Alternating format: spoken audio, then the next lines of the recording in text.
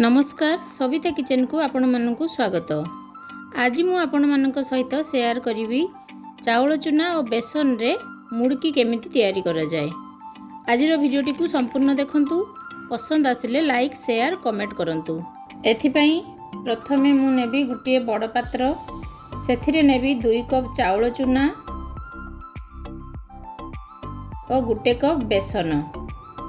एबे आमे सेथिरे नेबा गुटे बड़ चामच जीरा एवं 1 चामच जुआणी, 1 चामच कला जीरा, 1 चामच धला राशि आउ ता सहित टिके हेंगु देबा।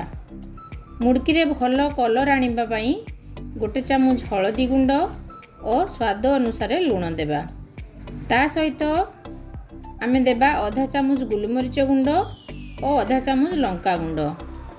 एहा परे ए सब जिनिस को भल भाबरे गुळेई नेबा।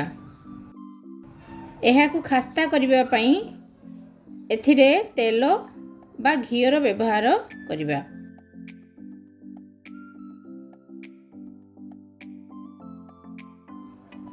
एथिरे आमे 4 चामच तेल देई भल भाबरे गुळेई नेबा। एबे आमे एथिरे हल्का गरम पानी देई गुळेइबा। ठंडा पानी जमा व्यवहार करिबा नहीं। अल्प अल्प पानी देई एहार गोटे बढ़िया ड बनेबा। एहा परे एही ड टिकू कवर करी 5 रु 10 मिनिट पर्यंत रेस्ट देबा। एबे आमे एही छांचरे भल भाबरे तेल लगेई देबा, जहा द्वारा डटा एथिरे लागिबो नाही। एही बळी भाबरे छांचरे आमे ड को रोल करी भर्ती करि नेबा।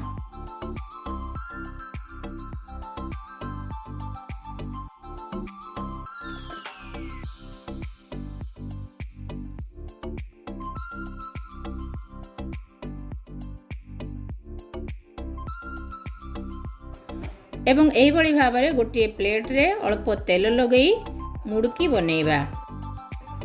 एबे मु केते गुडिए मुड़की बनेई नेछि। गुटिए करेई रे अल्प तेल गरम कली ए सब को छाणीबा पई। तो ए छाणीबा समय रे गैस रो फ्लेम को मीडियम रे रखिबा। मुड़की भाजी होला परे आमे एहा को छाणी देबा। एबे देखंतु आमर सब मुड़की तैयारी होई गला। एहा खाइबा को बहुत भल लागिबो। निश्चय बनांतु और मो सहित शेयर करंतु। आज पई रहूची, पुणी आसीबी आ गोटे नुआ वीडियो नै। रहिली, धन्यवाद। Thanks for watching.